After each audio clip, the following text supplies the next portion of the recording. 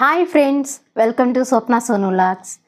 ఈ వీడియో ఏంటంటే మనం అందరం అంటే బిగ్ బాస్ చూస్తున్నటువంటి ప్రతి ఒక్కరు కూడా ఎక్కువగా అంటే శనివారం ఆదివారం ఎలా అయితే వెయిట్ చేస్తారో నాకు సార్ వచ్చేదానికి, అదేవిధంగా అంతకంటే ఎక్కువగా మనం సోమవారం రోజు జరిగేటువంటి నామినేషన్స్ ప్రక్రియ కోసం అయితే చాలా ఎక్కువ మంది అయితే వెయిట్ చేస్తూ ఉంటారు. అసలు ఎవరెవరికి గొడవ పడుతుంది, ఏం చేస్తారు, ఎవరు నామినేషన్స్లోకి వస్తున్నారు ఏంటి అని తెలుసుకోవాలని చాలా అయితే మనందరికీ ఉత్సాహంగా ఉంటుంది. సో ఈ నామినేషన్ ప్రక్రియ అయితే ఎప్పుడు అంత ప్రీవియస్ సీజన్లో అయితే సోమవారం రోజే మనకి నామినేషన్స్ది ఆ ప్రక్రియ అయితే మనకి టీవీలో టెలికాస్ట్ అయ్యేది. కానీ నిన్న సోమవారం టెలికాస్ట్ కాకుండా ఈరోజు మంగళవారం రోజునైతే నామినేషన్స్ ప్రక్రియ అయితే మనకి టెలికాస్ట్ అవుతుంది. అంటే నిన్న సోమవారం రోజు నామినేషన్స్ అయితే హౌస్లో జరిగాయి.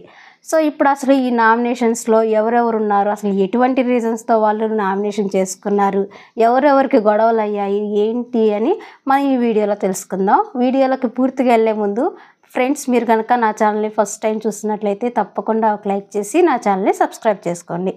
ఇక వీడియోలోకి వెళ్తే ఫస్ట్ నుంచే నాగమణికంఠ మీద హౌస్లో ఉన్న వాళ్ళకంటే ముందు కూడా నాగమణికంఠని హౌస్లో వాళ్ళందరికంటే అంటే హౌస్లో వాళ్ళందరూ ఒక పార్టీ, నాగమణికంఠ మాత్రమే ఒక్కళ్ళు ఉన్నట్లుగా ఉన్నారు. అంటే మీతో ఎవరితో నాకు పని లేదు, నేను సింగిల్గా వచ్చాను, నేను సింగిల్గానే ఆడతాను అన్న వేలో అయితే తను ఉన్నాడు ఈ 2 రోజుల నుంచి అయితే. సో కాబట్టి అందరూ కూడా తన్నే టార్గెట్ చేసేసారు. అందరూ కూడా ఫస్ట్ అయితే నాగమణికంఠనే నామినేషన్స్లోకి అయితే పంపించారు. సో ఫస్ట్ వచ్చేసి నాగమణికంఠ అయితే నామినేషన్స్లోకి వెళ్ళారు. ఇక తర్వాత వచ్చేసి బెజవాడ బేబక్క. ఈ బెజవాడ బేబక్కనైతే సోనియా అయితే నామినేషన్ చేసింది. అది ఎటువంటి రీజన్ అంటే చాలా సిల్లీ రీజన్. ఏంటంటే నిన్న ఎపిసోడ్లో టెలికాస్ట్ అయింది కదా, అది పప్పు కుక్కర్ది, ఏదో కుక్కర్లో పప్పు వేసి అది చాలా ఉడకలేదని ఏదో ఇష్యూ అయింది కదా.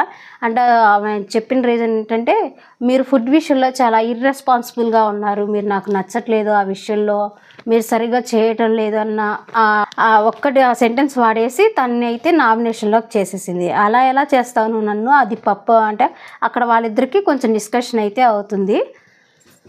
ఎలా అంటే అది పప్పు కుక్కర్ నేను కానీ తయారు చేయలేదు కదా, అది కొన్ని సహజంగా జరుగుతుంటాయి, అది పప్పు కుక్కర్లో ఫాల్ట్ ఉంటే నేనేం చేసేని అన్న వేలో బేబక్క అయితే చెప్పుకొచ్చింది. కానీ సోనియా మటుకు ఆ మాటలేం వినకుండా బేబక్కని అయితే నామినేషన్ చేస్తుంది. ఇక తర్వాత వచ్చేసి పృథ్వీరాజ్. అంటే పృథ్వీరాజ్ ఏంటంటే హౌస్లో ఎవరితో ఎక్కువ ర్యాపో లేదని, ఎక్కువగా ఎవరితో కలవటం లేదు, తను ఒక్కడే ఉంటున్నాడు, అంటే తన ఇన్వాల్వ్మెంట్ అనేది తక్కువగా ఉంది అని చెప్పేసి తననైతే నామినేట్ చేస్తారు. ఇక తర్వాత వచ్చేసి సోనియా ఆకుల. మనందరికీ తెలిసిందే కదా. అసలు ఇక నుంచి నాకు అనిపిస్తుంది ఏంటంటే అసలు ఎవ్రీ వీక్ నామినేషన్లో సోనియా ఆకుల అయితే కంపల్సరీగా ఉంటుందేమో అని నేను అనుకుంటున్నాను. ఒకవేళ మీరు ఏమనుకుంటున్నారో కూడా కామెంట్ చేయండి. ఎందుకంటే తన యొక్క ఓవర్ రియాక్టింగ్ కానీ, తన ప్రతిదానికి ఆర్గ్యూయింగ్ చేయడం కానీ, కొంచెం పెద్దగా లౌడ్గా అరవడం, తగాదా వేసుకోవడం, ఇవన్నీ చూస్తుంటే తను ప్రతి వీక్ కూడా నామినేషన్స్లో అయితే ఖచ్చితంగా వస్తుంది అని నేను అనుకుంటున్నా. ఇంకా సోనియా ఆకుల తిని కూడా నామినేట్ చేశారు. అంటే తను ఎక్కువగా అంటే అనవసరమైన వాటికి ఎక్కువగా రియాక్ట్ అవుతుందని చెప్పి అలా అయితే తన్ని నామినేట్ చేశారు.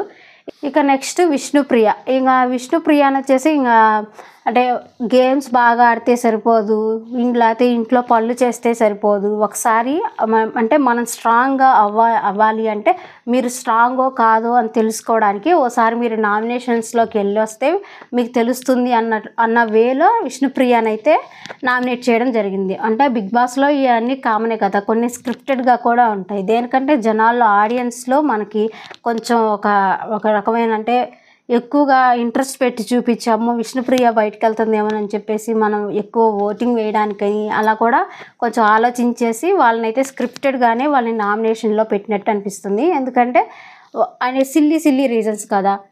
సో వాళ్ళని ఎలా అంటే ఎక్కువగా బాగా పాపులర్ అయిన వాళ్ళని ఇలా నామినేషన్స్లో పెడితే ఎక్కువ ఆడియన్స్ అయితే ఓటింగ్ వేయడం, దానివల్ల ఇంకొంచెం షో అనేది పాపులర్ అవుతుంది కదా, దానికోసం అలా అందుకోసం అయితే విష్ణుప్రియని అంటే మీరు నామినేషన్లోకి వెళ్తే స్ట్రాంగ్గా అవుతారు అన్న రీజన్తో అయితే తన్ని నామినేషన్లోకి అయితే పంపించారు. ఇక నెక్స్ట్ వచ్చేసి శేఖర్ భాష.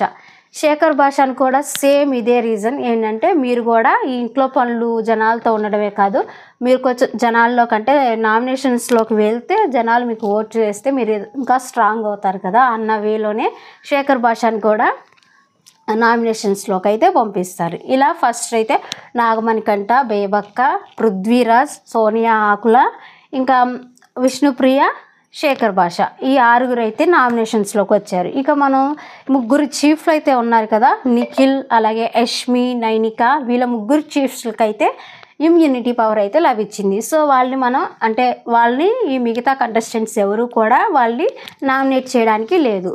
వాళ్ళకైతే ఇమ్యూనిటీ పవర్ ఈ వీక్ మొత్తం ఉంటుంది. సో ఇది ఫ్రెండ్స్ ఇవాల్టి వీడియో. ఈ వీడియో నచ్చితే తప్పకుండా ఒక లైక్ చేసి షేర్ చేయండి. అలాగే నా ఛానల్ని సబ్స్క్రైబ్ చేసుకోండి.